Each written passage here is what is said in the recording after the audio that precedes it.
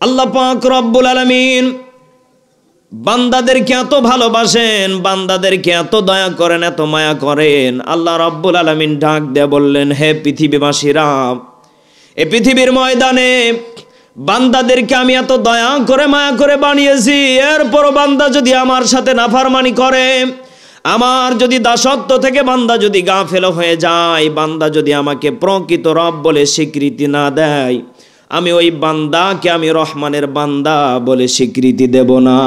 নাউজুবিল্লাহ বলেন। এজন্য আমার কলিজার টুকরা বাবাজিরাম, কলিজার টুকরা মা বোনেরাম, একটু জবানটা খুলে দিয়ে বলেন তো দেখি, আল্লাহর প্রতি ঈমান, আল্লাহর প্রতি বিশ্বাস আনয়ন করা দরকার আছে না নেই? আর জোরে বলেন, আছে না নেই? আল্লাহ পাক রব্বুল আলামিন সুন্দর করে কোরআনুল কারীমের ভিতরে জানিয়ে দিলেন, ওয়া তাওয়াক্কাল আলাল হাইয়্যিল্লাযী লা ইয়ামুত। আল্লাহু আকবার বলেন। আল্লাহ পাক রব্বুল আলামিন সুন্দর করে ঘোষণা করে জানিয়ে দিলেন, ওই আল্লাহর প্রতি বিশ্বাস করো। কি করো? আরো জোরে বলেন, বলেন বলেন, কি করো? বিশ্বাস করো, যিনি কখনো মৃত্যুবরণ করবে না। এবার বলেন তো দেখি, আল্লাহ কি মরবে? আল্লাহর কি হায়াত মউত আছে? আপনার আমার আছে না নেই? আল্লাহ বলেন, কুল্লু নাফসিন যায়িকাতুল মাউতি সুম্মা ইলাইনা তুরজাউন। আল্লাহু আকবার বলেন। আল্লাহ পাক রব্বুল আলামিন বলেন, এই পৃথিবীর ময়দানে যত মানুষকে আমি সৃষ্টি করেছি, সকলকে আমি আল্লাহ যাকে হায়াত দিয়েছি, আমি আল্লাহ তাকে মরণ দিয়েছি। কথা কার? আর জোরে বলেন, কথা কার? এজন্য আল্লাহ বলে, আমি যাকে হায়াত দিয়েছি মাস্ট ভীম, অবশ্যই আমি আল্লাহ যাকে হায়াত দিয়েছি তাকে মরা লাগবেই। মরণ থেকে পালানোর কোনো কায়দা আছে? আর জোরে বলেন, আছে? মরা লাগবে। এটা যারা বিশ্বাস করবে, অবশ্যই তার ভিতরে ঈমান আছে না নেই? আরো জোরে বলেন, আছে না নেই? এজন্য আপনাকে আমাকে সেই মরণের জন্য তৈয়ার থাকা লাগবে। আল্লাহ বলে, বান্দা, আমি তোকে এত দয়া করে মায়া করে বানিয়েছি, আমি চাই না আমার বান্দা একটা জাহান্নামী হয়ে যাক। আল্লাহ কি চান? আরো জোরে বলেন, চান? এবার বলেন তো দেখি, আজরাইল কি আমাদের কাছে আসবে? আরো জোরে বলেন। আজরাইল আসবে রে ঠিকই, মরণ কব হয় না রে বিক্রি, নেই না রে ঘুষ বাড়াতে হায়াত। ঠিক কিনা? আজরাইল আসবে রে ঠিকই, মরণ কব হয় না রে বিক্রি, নেই না রে ঘুষ বাড়াতে হায়াত। আমি তুমি সবাই পাপী, কতটুকু ভয়ে কাঁপি। আল্লাহু আকবার বলেন। আমি তুমি সবাই পাপী, কতটুকু ভয়ে কাঁপি, সম্মুখে ভয়ঙ্কর আখিরাত, সম্মুখে ভয়ঙ্কর আখিরাত।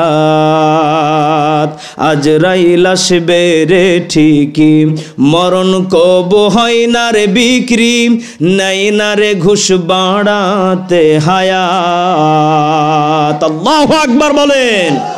আমার কলিজার টুকরা বাবাজিরা, এবার একটু জবানটা খুলে দিয়ে বলেন তো দেখি, আপনার কাছে যেদিন আজরাইল আসবে, মালাকুল মাউত যেদিন আপনার কাছে চলে আসবে, আপনি যদি বলেন, হে আজরাইল, তোমাকে 1 লক্ষ টাকা আমি পুরস্কার দেব যদি আমাকে 1 বছর হায়াত দাও।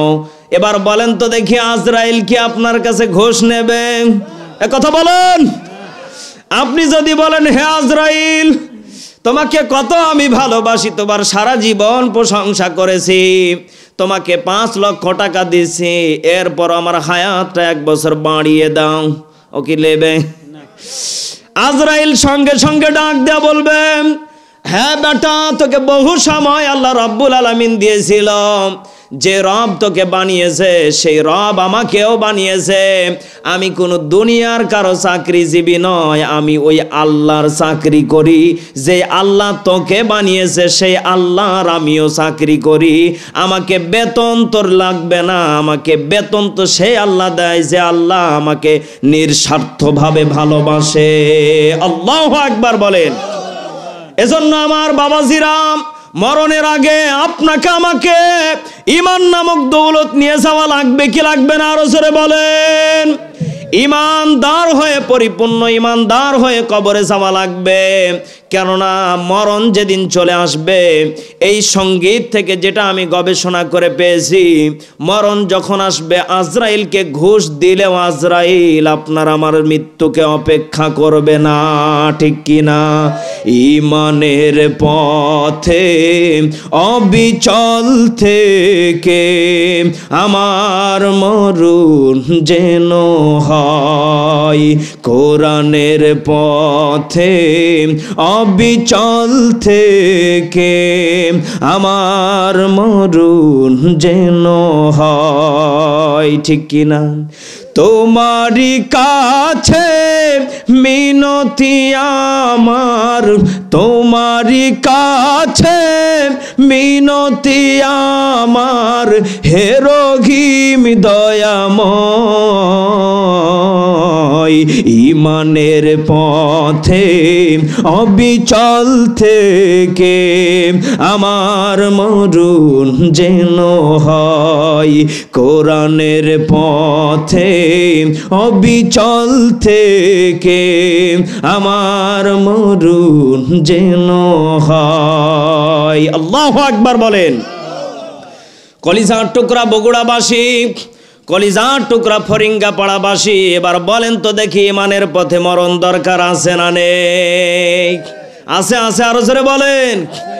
ঈমানের পথে ওই ব্যক্তি মারা যাবে যেই ব্যক্তি 24টা ঘন্টার ভিতরে সে আল্লাহর কাছে বারবার করে হেদায়েত প্রাপ্ত হওয়ার জন্য দোয়া করতে থাকে। ওই বান্দা সব সময় এই দোয়াটা পড়বে। হযরত ইবনে মাসউদ রাদিয়াল্লাহু তাআলা আনহু বলেছেন, বিশ্বনবীজি সুন্দর করে জানিয়ে দিলেন, ওই ব্যক্তি আগে আগে জান্নাতে যাবে তার ঈমানকে তাজা করার জন্য সব সময় এই দোয়াটা পড়বে। আল্লাহুম্মা ইন্নী, বলেন বলেন, আল্লাহুম্মা ইন্নী আসআলুকাল হুদা ওয়াত তুকা ওয়াল আফাফা ওয়াল গিনা। যে বান্দা বারবার করে নামাজের পরে 24টা ঘন্টায় যখন এই দোয়াটা পড়বে, আমার নবীজি বলেন ওই ব্যক্তি আল্লাহর কাছে হেদায়েত চাইলে আল্লাহ ওকে অবশ্যই হেদায়েত প্রাপ্ত বানিয়ে দেবে। আল্লাহকে ডাকে রে বান্দা, আল্লাহকে ডাকা দরকার আছে না নাই? আরে ভাই, সাউন্ড সিস্টেম ভালো না, যার কারণেই তো কয়ে শান্তি পাই না। কথা কোন ঠিক কি না? সব কিছু দুর্বল হলে হবে না। আরে হুজুরের বাজেট কম, আরে সাউন্ড সিস্টেম তো অন্তত পক্ষে ভালো রাখা লাগবে, ঠিক কি না?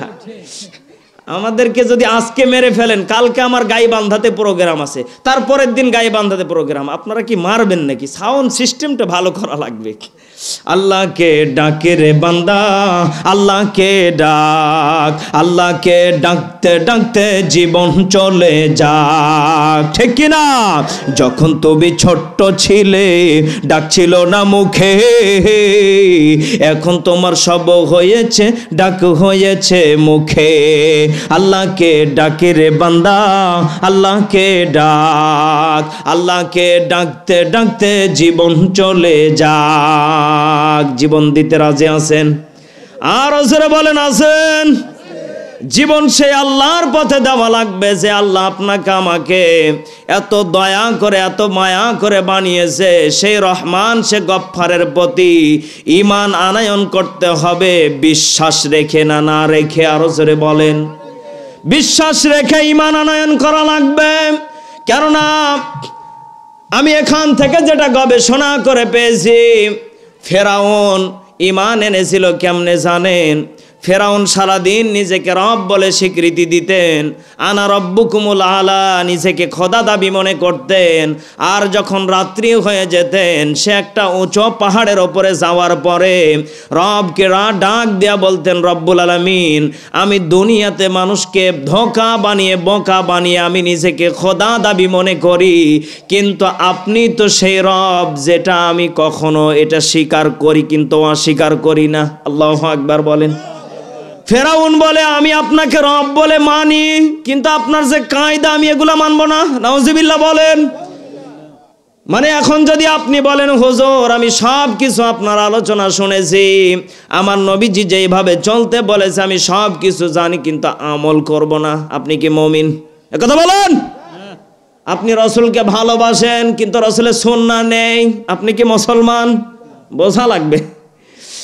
আপনি আপনার প্রধানমন্ত্রীকে ভালোবাসেন, আপনি এমপিকে ভালোবাসেন, আপনি চেয়ারম্যানকে ভালোবাসেন, মেম্বারকে ভালোবাসেন।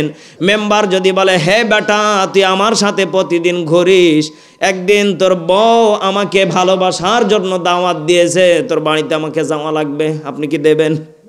হ্যাঁ দেবেন, বোঝা লাগবে।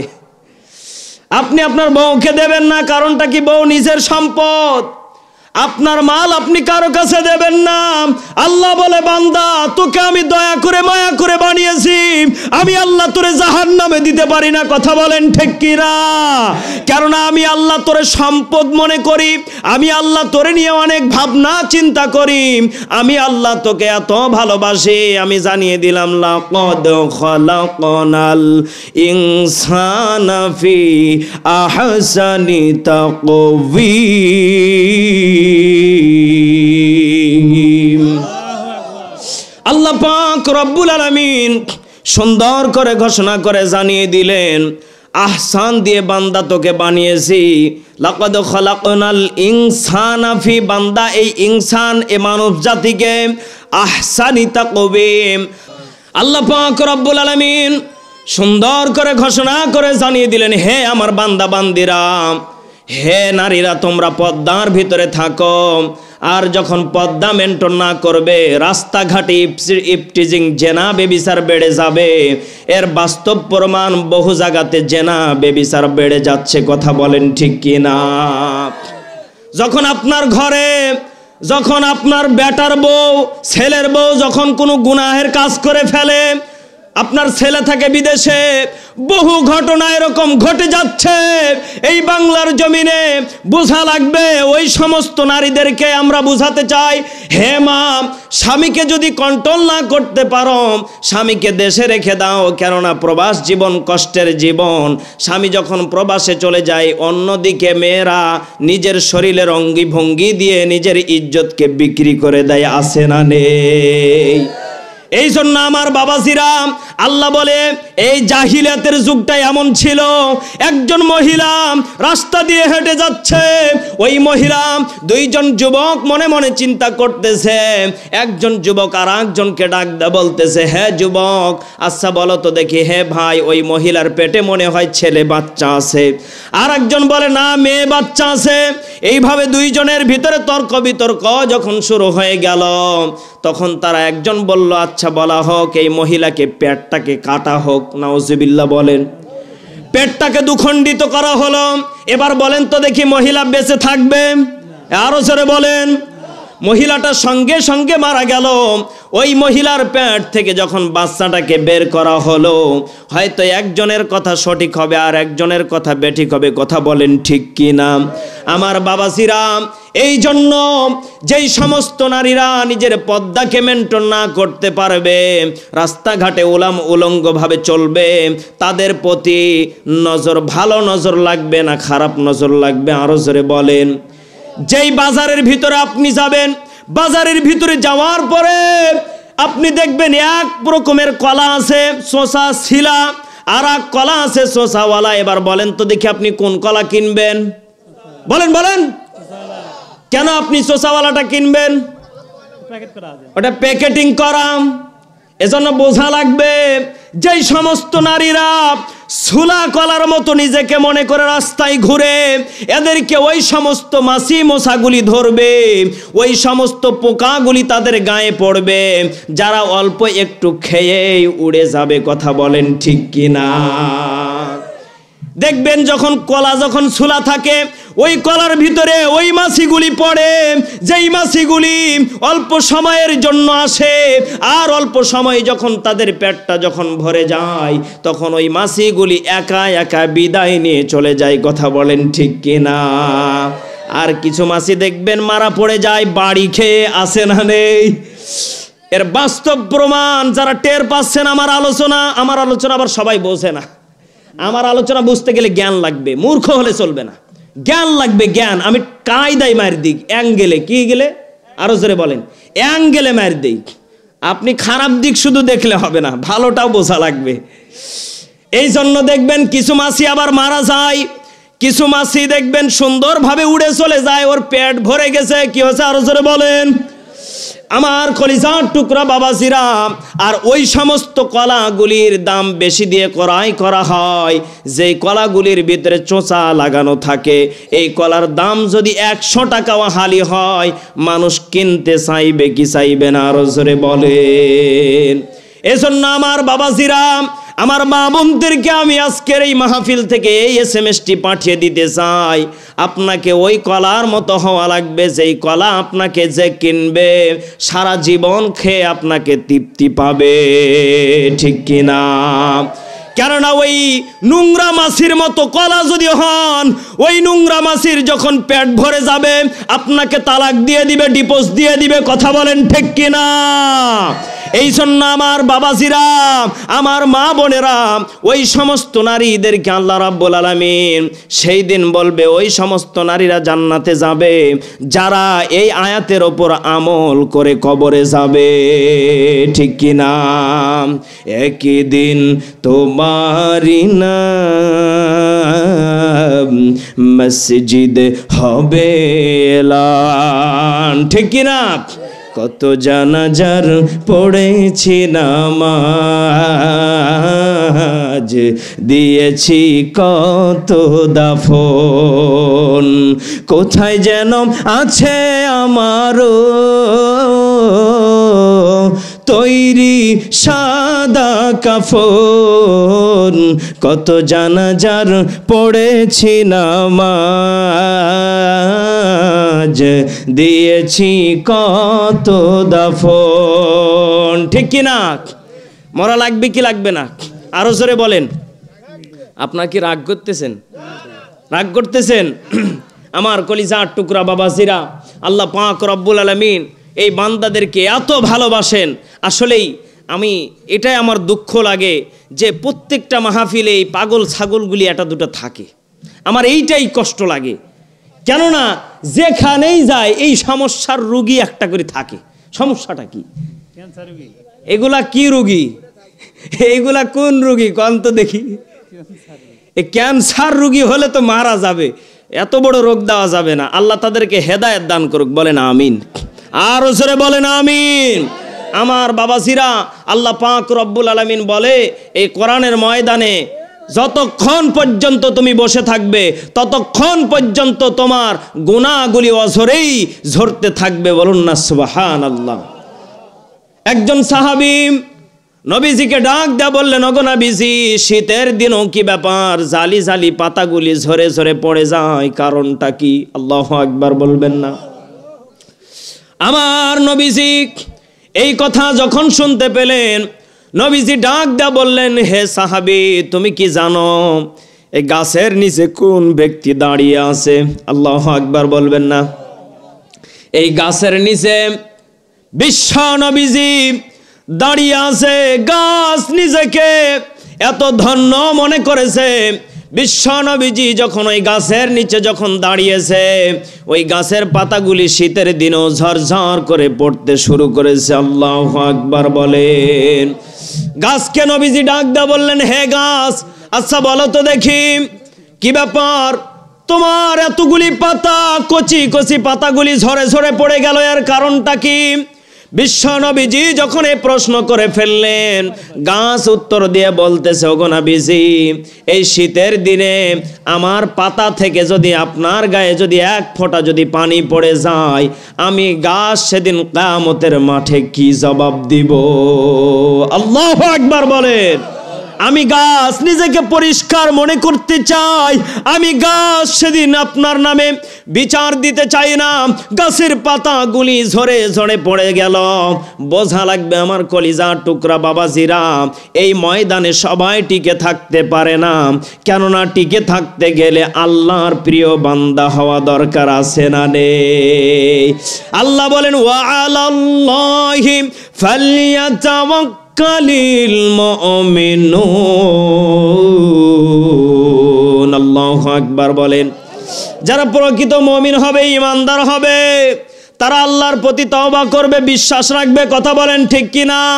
সূরাত আলে ইমরান 102 নম্বর আয়াত আল্লাহ রাব্বুল আলামিন সুন্দর করে ঘোষণা করে জানিয়ে দিলেন, ইয়া আইয়ুহাল্লাযীনা আমানু তাকুল্লাহা হাক্কা তুকাতিহি ওয়া লা তামুতুন্না ইল্লা ওয়া আনতুম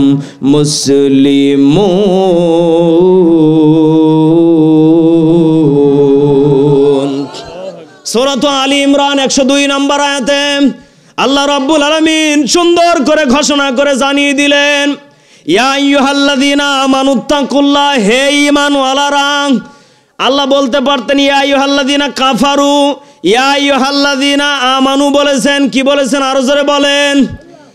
আল্লাহ বলেন, হে ঈমানদারগণেরা, আমানুত্তাকুল্লাহ, আল্লাহর প্রতি কি করো? ভয় করো। কি করো? আরো জোরে বলেন। হাক্কা তুকাতিহি, হকের পথে চলো। ওয়ালা তামুতুন্না ইল্লা ওয়া আনতুম মুসলিমুন, আর পরিপূর্ণ মুসলমান মুমিন না হয়ে কবরে এসো না, কেননা এই কবর এত বড় ভয়াবহ হবে যে কবরের ভিতরে যখন বান্দা যদি গুনাহ নিয়ে যদি কবরে আসে, বান্দার জন্য ওই কবর এত বড় ভয়াবহ হবে, বান্দাকে কবরে রাখতে দেরি, দুই পাশের মাটির চাপ দিতে দেরি করবে না। নাউজুবিল্লাহ বলেন। এই জন্য আমার বাবাজিরা, সেই কবর আপনাকে আমাকে খেয়াল রাখা লাগবে।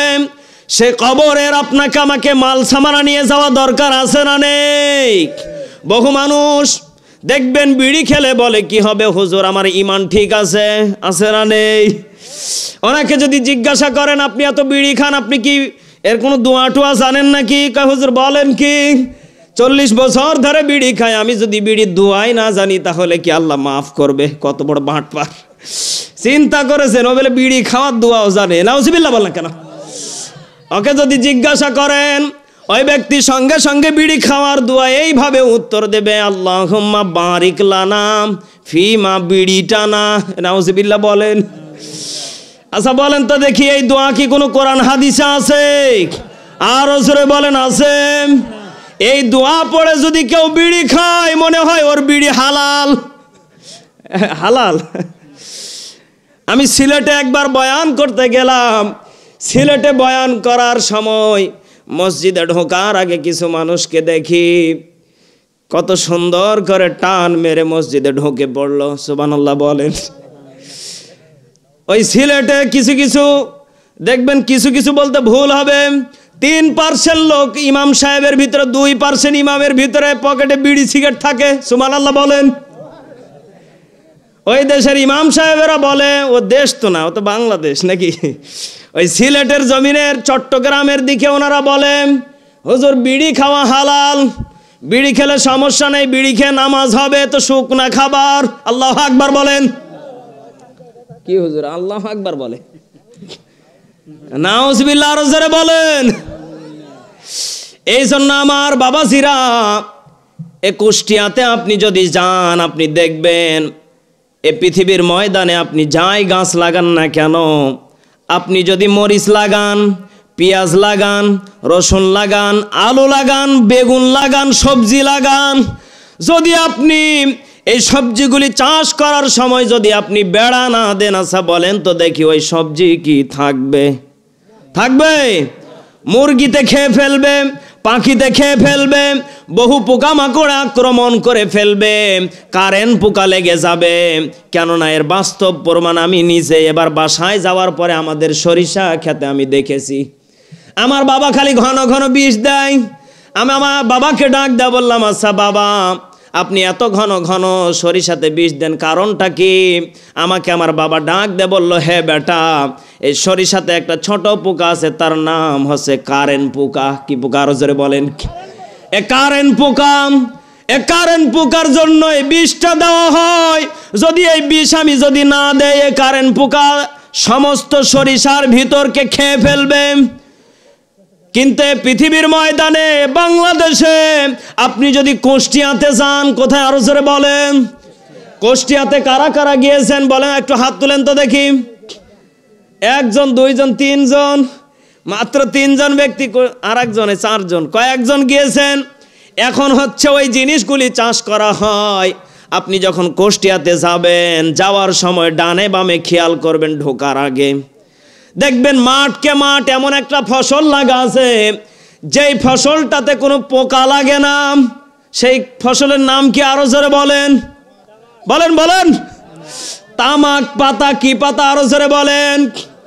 আল্লাহ পাক রব্বুল আলামিন সুন্দর করে ঘোষণা করে জানিয়ে দিলেন, ইয়া আইয়ুহাল্লাযীনা আমানু ইন্নামাল খামরু ওয়াল মাইসির। আল্লাহু আকবার বলেন।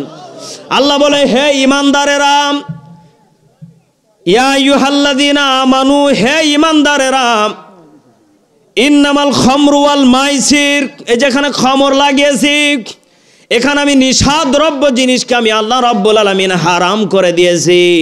এবার বলেন তো দেখি, যেই পাতাকে পোকামাকড়ে খায় না, যেই পাতাকে ছাগলে খায় না, গরুতে খায় না, সেই পাতাকে পাহারাও দেওয়া লাগে না। আচ্ছা বলেন তো দেখি, এই পাতা এমন একটা জাতি খায়, সেই জাতির নাম কি? মানুষ। এটা আমার বিশ্বাস হয় না। আপনারা বিশ্বাস করেন? মানুষ খায় এটা? এ তো ভাবতে অবাক লাগতেছে। আল্লাহ বলে, বান্দা, যেই পশুতে খায় না, গরুতে খায় না, কুত্তা, ছাগল, ভেড়া, দুম্বা কেউ খায় না, সবাই এটাকে ঘৃণা করে। এটা যদি আমি আমার সৃষ্টিকুল আশরাফুল মাখলুকাতের শ্রেষ্ঠ মাখলুক যদি এটা যদি খেয়ে থাকে, এবার বলেন তো দেখি, যারা খায় এরা কি শ্রেষ্ঠ না এটা গুনাহগার বান্দা? আরো যারা বলেন, এ কি আল্লাহর কাছে শ্রেষ্ঠ? শ্রেষ্ঠ। আপনি যত বড়ই দোয়া পড়ে খান না কেন, বোঝা লাগবে এটা হারাম। এটা এমন একটা জিনিস দিয়ে তৈরি করা হয়, দেখবেন যেটা ভালো ভালো যেগুলি পাতা, এই পাতাগুলিকে আকিস গ্রুপ যেগুলি বড় বড় কোম্পানি আছে এগুলিতে পাঠিয়ে দেওয়া হয়। আর যেগুলিতে ওই যে তলে পড়ে থাকে, ওই যে চিকাতে পায়খানা করে দেয়। দেখেন আজকে থেকে বিড়ি ছাড়া যায় কিনা, বাস্তব ঘটনা বলতেছি, আমি কি বানিয়ে বলতেছি। দেখবেন যেগুলি ভালো ভালো, এগুলি দেখবেন ভালো ভালো কোম্পানিতে সাপ্লাই হয়ে যায়, এগুলি দিয়ে ভালো ভালো দামি মানের সিগারেট তৈরি করা হয়। 20 টাকা, 40 টাকা, 50 টাকা, 70 টাকা, এরকম দামি দামি 100 টাকা, 200 টাকা, এরকম দামি দামি সিগারেটগুলি তৈরি করা হয় ভালো ভালো পাতা দিয়ে, ভালো মানের পাতা দিয়ে। আর সব চাইতে যেগুলি নিচে পড়ে থাকে ভাঙ্গা চূড়া, কি চূড়া আরো জোরে বলেন, যেগুলিতে তেলা পোকা হেগে দেয়, ছোট ছোট পোকামাকড় পায়খানা প্রসাব করে দেয়, এ পাতাগুলি নিয়ে যায় ওই ছোট ছোট ফ্যাক্টরিতে ঢোকায়। এরপরে ওই যে 2 টাকার না 1 টাকার বিড়ি, আকিস বিড়ি আছে না নেই, এই বিড়ির ভিতরে দেয়। এবার বলেন তো দেখি, আপনি তো এমন এক পাতা খাচ্ছেন, ওই পাতার সাথে এমন একটা মশলা আছে, ছোট পশু প্রাণীর হচ্ছে পায়খানা ফ্রি। এ কথা বললা কেন? আচ্ছা বলেন তো দেখি, এইটা খাওয়ার পরে ভালো মানুষ সুস্থ হবে না রোগী হবে? আরো জোরে বলেন। এগুলি আলোচনা, এটা আমল। এটা কি? এটা আমল। আপনি বোঝেন, বোঝা লাগবে। আল্লাহ রাব্বুল আলামিন সুন্দর করে ঘোষণা করে জানিয়ে দিলেন, হে আমার বান্দা বান্দিরা, এই নোংরা জিনিসটাকে যখন বান্দা তুমি পুড়িয়ে পুড়িয়ে খাও, দেখবেন কিছু কিছু ডিজিটাল মার্কা হুজুর আছে, এরা আবার চাবিয়ে খায়, আছে না নেই? ওনাদের কাছে যখন ফতোয়া নিতে যাবেন তখন কয়টা মাকরু কোন রু আরো জোরে বলেন। যে সমস্ত হুজুরেরা খান তারাও সাবধান হয়ে যান, কেননা আপনি মাকরু বলেও কিন্তু এই দুনিয়াতে চালিয়ে দিচ্ছেন, কিয়ামতে কোনো ছাড় নেই। একথা বল না কেন? আমি যে হুজুরদের বিরোধিতা করতেছি তা না, কেননা আপনি কোরআন হাদিস বুঝেন, আপনাকে এটাও বোঝা লাগবে যেটা গরু ছাগলে খায় না, পোকামাকড়ে খায় না, সেটা মানুষ খেতে পারে না। কথা বলেন ঠিক কিনা? এই জন্য আমার বাবাজিরা, এটা কি খাওয়া যাবে? আরো জোরে বলেন, আরো জোরে বলেন, খাওয়া যাবে? ইবলিস শয়তান একজন ব্যক্তিকে ডাক দেয়া বলতেছে, হে বেটা, বোঝেন আমি কি বলতে চাচ্ছি।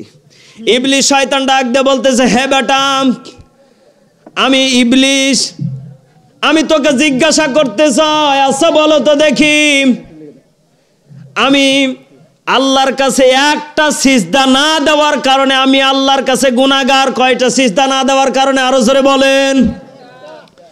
ইবলিস এবার ডাক দেয়া বলতেছে, হে বেটা, আমি আল্লাহকে একটা সিজদা দেই নাই। উসজুদুলি আদম, হে আদমকে সিজদা করো। সকল সিজদা করলো, কিন্তু আমি জিন সিজদা করলাম না, আমি ইবলিস সিজদা করলাম না। যখন আল্লাহ বলেন উসজুদুলি আদম, আদমকে কি করো? সিজদা করো। ইবলিস কি সিজদা করেছিল? কয়টা সিজদা করে নাই? আরো জোরে বলেন, বলেন বলেন, কয়টা? একটা সিজদা করে নাই। এবার কলিজার টুকরা বাবাজিরা, এবার বলেন তো দেখি। ইবলিস এবার ডাক দা বলতেছে, হে বেটা, একটা সিজদা আমি না করার কারণে আল্লাহ যদি আমাকে ইবলিস বানাতে পারে, এবার বলো তো দেখি, তোমাদেরকে আল্লাহ রাব্বুল আলামিন দিনে রাতে কয়বার মসজিদ থেকে ডাক দেয়? বলেন বলেন। হুজুর এবার তো ধরা খেয়ে গেছি। ধরা খাওয়ার কোনো কায়দা নেই, বোঝা লাগবে মরণের খাতায় নাম আছে না নেই? একবারও হলেও মরা লাগবে। আর যারা মরে যাবে তারা মনে হয় আবার আসবে। আপনার দাদা গেছে, আসছে, নানা গেছে, আসছে, কেউ ফিরে আসবে না। এজন্য কলিজার টুকরা মা বোনেরা, যুবক ভাইয়েরা, যুবতী সকলেই, মুরব্বী বাবারা, একটু খেয়াল করে শোনেন। ইবলিস এবার ডাক দে বলতেছে, হে বেটা, আমি একবার রবকে সেজদা না দেওয়ার কারণে, আদমকে একটা সেজদা না দেওয়ার কারণে আমি যদি ইবলিস হতে পারি, এবার বলো তো দেখি, তুমি আদম বলে, তুমি আদমের সন্তান হিসেবে তুমি দিনে রাতে 5 বার সিজদা দাও না? এবার বলো তো দেখি, ওই রব্বুল আলামিন তোমাকে কত বড় ইবলিস বলে গণ্য করেছে? নাউজুবিল্লাহ বলেন। এখন আপনি এর পরেও যদি নামাজ না পড়েন, বোঝা লাগবে আপনার অন্তরে ভেজাল আছে না নেই? কেননা ইবলিস একটা সেজদা না দেওয়ার কারণে ইবলিস, আর আপনি আমি দিনে রাতে 5টা সেজদা দেই না, এরপরও যদি নিজেকে ইমানদার বলে দাবি করেন, আপনার ইমান তো থাকবে না দূরের কথা, আপনার যতটুকু মুসলমান বলে দাবি করেন ততটুকু পাওয়ারও থাকবে না। নাউজুবিল্লাহ বলেন। এজন্য আমার বাবাজিরা, মরণের আগে অন্তত পক্ষে ঈমান নিয়ে যাওয়া দরকার আছে না নেই? এই যুবকেরা, তোমরা কথা বলো নাকি? তোমরা রাগ করতেছো নাকি? আসলেই আমি মাহফিলে যুবকদেরকে নিয়ে বেশি একটু ওয়াজ করি, কিন্তু আজকে যুবকদেরকে কিছু বলবো তো যুবকেরা সাড়াই দেয় না। কি যুবকেরা, তোমাদেরকে নিয়ে কি কিছু ওয়াজ করবো? করবো করবো। মুরব্বীরা রাগ করে। আসলে আজকের মাহফিলে মুরব্বী বেশি, যার কারণে কিছু মন খুলে কইতে পারি না। যুবক বক্তা, যুবকদের জন্য ওয়াজ বেশি হবে। কথা বলেন ঠিক কিনা? বউ না থাকলে ঠান্ডার দিনে কত জ্বালা বুঝে যুবকে, ঠিক না? এই জন্য যারা বয়স্ক হয়ে গেছে, বাবা, অনেক বাবা আছে দেখবেন, বোঝা লাগবে, অনেক বাবারা আছে ছেলের বয়স হয়ে গেছে, এরপরও বিয়ে দেয় না, আছে না নেই? ওই ছেলেটা আপনার জন্য গুনাহ কামাই করতেছে। নাউজুবিল্লাহ বলেন। আপনি বুঝতে পারতেছেন না, কেননা এই জন্য শীতের দিন হোক আর গরমের দিন হোক, ছেলের বিয়ে উপযুক্ত হয়ে গেলে দেওয়া দরকার আছে না নেই? আরো জোরে বলেন, আছে না নেই?